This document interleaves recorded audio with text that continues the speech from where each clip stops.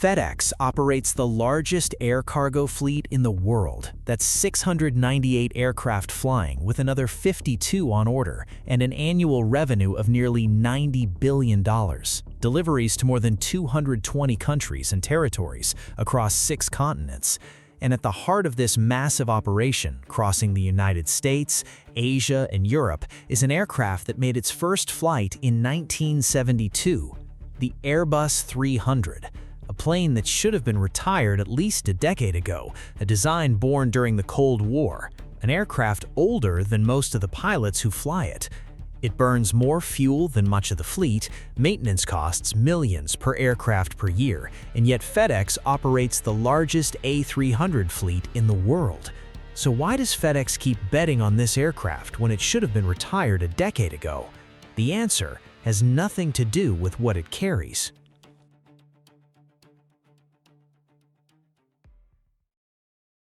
To understand why the A300 is irreplaceable, forget everything you know about cargo planes. Forget payload tables and range maps. Think about a shoebox. A shoebox weighs almost nothing, maybe half a kilogram, but it takes up space. Now multiply that by 40,000 shoeboxes leaving Memphis every night. That's what the e-commerce economy generates, enormous volumes of lightweight cargo. In air freight, 2 constraints matter: weight and volume. Most freighters are designed to maximize weight, how many tons the plane can lift, but FedEx's problem was never weight, it was volume. They needed wide fuselages that could swallow thousands of packages without hitting the payload limit, and that's where the math gets brutal. A Boeing 737 converted to freighter carries between 18 and 23 tons, useful for short routes, but the fuselage is narrow. You fill the space well before you get anywhere near the payload limit. For the volume FedEx moves per night, it's like delivering furniture in a sedan. At the other end, a Boeing 777F carries over 100 tons, an extraordinary machine, but it costs over $350 million and only makes financial sense on routes with massive international volume, Shanghai to Anchorage, not Memphis to Dallas. The A300 sits exactly in the middle, 40 to 54 tons of payload, a wide fuselage that accepts LD3 containers side by side, the same containers as 747 uses. 2 engines keeping fuel costs low, enough range for the domestic and medium-haul routes that make up 70% of FedEx's overnight network. I call this the middle-density freight problem, routes that move 35 to 50 tons per night, distances of 1,500 to 4,000 kilometers, high volume, moderate weight, Memphis to Los Angeles, Memphis to Seattle, Memphis to Toronto. These routes are the circulatory system of overnight delivery. A 777F is absurdly oversized. A 737F can't even fit standard containers side by side. Enter the A300. And here's the part that bothers engineers. The actual diameter of the A300, the exact diameter that made it the first twin-engine widebody in 1972, fits almost perfectly with modern cargo containers. It wasn't designed for cargo, it was designed for passengers, but those 60s dimensions accidentally created the ideal cargo hold for an industry that wouldn't exist for another 20 years. No modern aircraft replicates that combination at the same operating cost. That's why FedEx didn't just buy A300s, they bought so many they became the largest operator on the planet, and in 2007, they received from Airbus the very last A300-600 ever manufactured. But why did FedEx choose this exact aircraft when no one else wanted it? And why did they still fly it 30 years later? The answer is pure economics. The A300 wasn't always the backbone of global freight. In its first decade, it was an embarrassment. Airbus was born in 1970 as a desperate European gamble to challenge Boeing. The A300 was its only twin-engine widebody, while the competition used 3 or 4 engines. It entered service with Air France in 1974, and for nearly 2 years, no one else bought it. American Airlines wouldn't touch it. If Airbus went under, and most expected it would, you'd be stuck with an orphan aircraft, no parts, no support, no future. Then, Frank Borman, the Apollo 8 commander turned Eastern Airlines president, agreed to test 4 A300s for 6 months, no purchase commitment, just a trial. Eastern was so impressed they ordered 23. That order cracked open the American market. But the real transformation came when the late Fred Smith saw something no one else did. Smith founded FedEx in 1971 and invented overnight delivery.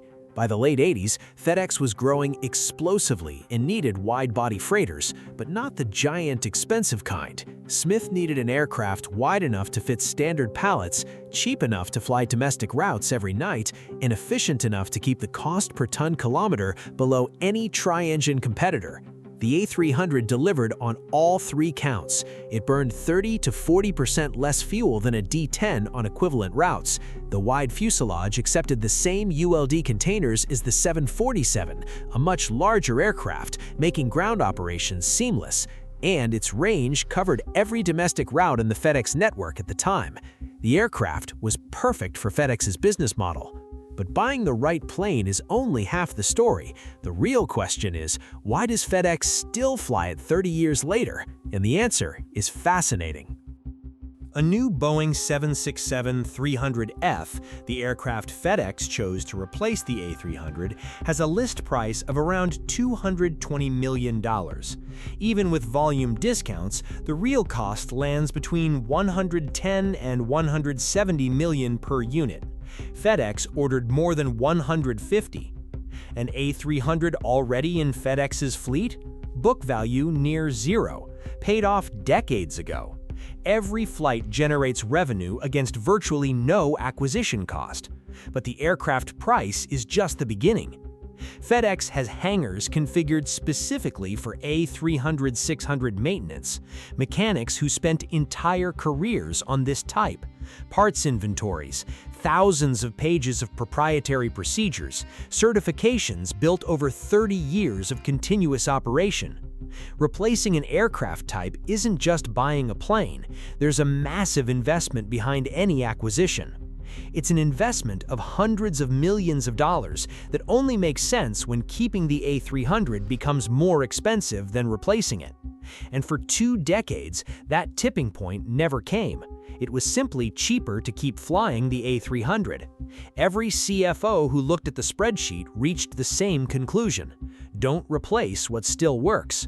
That's not stubbornness, it's a fact. But the arithmetic changes, and the numbers started turning against the aircraft. The FedEx World Hub in Memphis, Tennessee is the largest air cargo facility on the planet. 940 acres, 171 aircraft gates, 84 miles of conveyor belts, capacity to process nearly 500,000 packages per hour. Every night, more than 100 aircraft converge on Memphis within a window of just a few hours. Packages arrive, are processed at machine speed, and fly out again before dawn. By the time most Americans wake up, the overnight shipment is already on the delivery van. For decades, the A300 was the most common aircraft on that tarmac. Between 10 p.m. and 5 a.m., Memphis becomes the busiest airport in the world, busier than Heathrow, busier than Atlanta, busier than Dubai. And for most of that history, the plane that made it possible was a Nixon-era design. The hub and spoke model only works if you have an aircraft that can do quick cycles, land, unload, reload, and take off within a tight overnight window. The A300's wide cargo door, its compatibility with standard ground equipment, and the simplicity of 2 engines made it ideal for fast turnarounds. 3 or 4 rotations per night, every night, 365 days a year. That's how FedEx built scale. When FedEx validated the A300 as a cargo platform, the industry followed. UPS bought 52 and plans to fly them until 2035. DHL built its European cargo network around them. The overnight delivery economy, where you order at 10 p.m. and receive it by 10 a.m., was built on the wings of the A300. And that's when you realize the A300 isn't just old, it's structurally embedded in the operation. Removing it could be catastrophic for FedEx's logistics. And that's why it's finally happening, and why the real challenge is only beginning. Time spares no aircraft. Every time an A300 takes off and lands, the fuselage undergoes a pressurization cycle. It's a microscopic stress, invisible to the naked eye, but it accumulates cycle after cycle, night after night for decades. Components designed to last 20 years are now operating at 30, 35, and the older the aircraft, the more frequent and expensive the inspections become. But it's not fatigue that keeps FedEx's fleet planners up at night, it's the parts. Airbus shut down the A300 production line in July 2007. The last aircraft to roll off that factory floor went straight to FedEx. Since then, the global stock of replacement components has only shrunk. And when you operate overnight flights with delivery windows measured in hours, waiting weeks for a part simply isn't an option. Fuel also weighed against the aircraft. For years, it seemed inevitable that rising jet fuel prices would accelerate the A300's retirement, but FedEx found ways to delay that fate. New flight planning systems, more efficient routes, more precise fuel management, and the gradual reduction of the aircraft's empty weight gave the freighter a second wind. The A300 never became as efficient as a modern 767, but the gap narrowed enough to justify its survival far longer than anyone imagined. And then there's the human factor. The pool of mechanics with deep A300 experience shrinks every year. Technicians retire, others are retrained on newer types. You can find parts in an aircraft boneyard, but you can't buy 30 years of hands-on knowledge.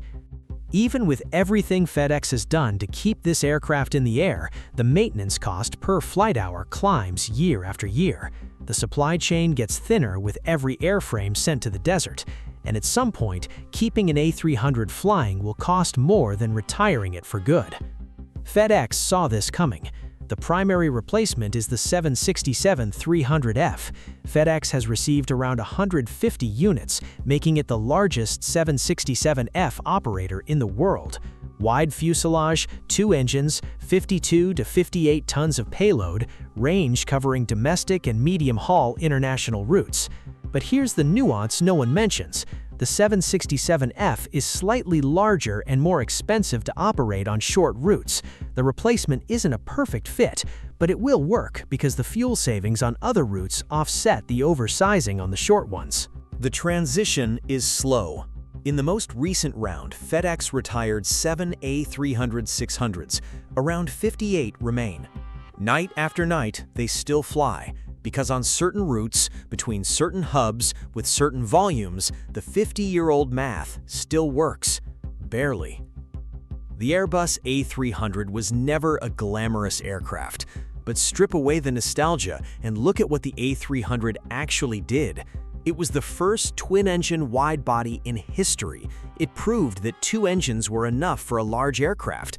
The twin-engine wide-body concept that now completely dominates long-haul aviation was born from it. It saved Airbus. Without those early A300 sales, however modest, the consortium would have been dissolved in the 70s, and without Airbus, Boeing would have operated as a monopoly for decades. The A300 is running out of parts, running out of mechanics who know it, running out of airframe life. Every year it flies, the risk calculation shifts. At what point does keeping a 50-year-old aircraft in nightly service stop being smart economics and become a gamble? I hope I can still see these planes carrying our packages for a few more good years. Do you think the A300 deserves to keep flying, or has FedEx already gone too far? Let me know in the comments.